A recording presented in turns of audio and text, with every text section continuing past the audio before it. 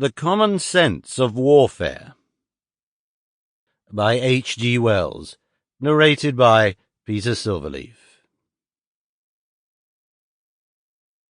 Section 1. Conscription.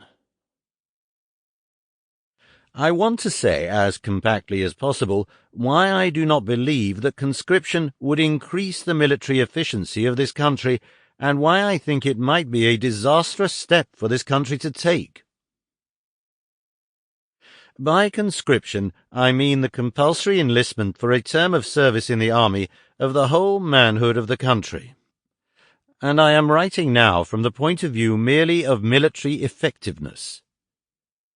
The educational value of a universal national service, the idea which as a socialist I support very heartily, of making every citizen give a year or so of his life to our public needs, are matters quite outside my present discussion. What I am writing about now is this idea that the country can be strengthened for war by making every man in it a bit of a soldier.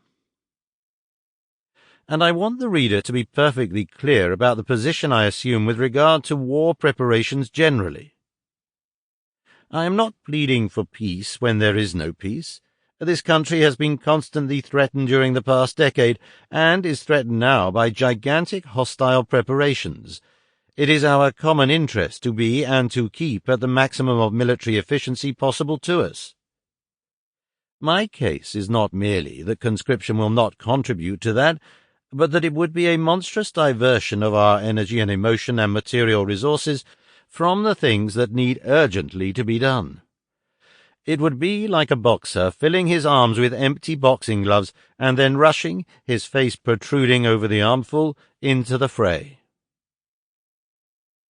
Let me make my attack on this prevalent and increasing superstition of the British need for conscription in two lines, one following the other. For firstly, it is true that Britain at the present time is no more capable of creating such a conscript army as France or Germany possesses in the next 10 years than she is of covering her soil with a tropical forest, and secondly, it is equally true that if she had such an army it would not be of the slightest use to her. For the conscript armies in which Europe still so largely believes are only of use against conscript armies, and adversaries who will consent to play the rules of the German war game.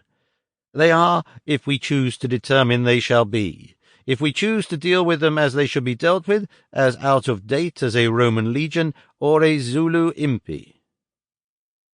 Now, first... Sample complete. Ready to continue?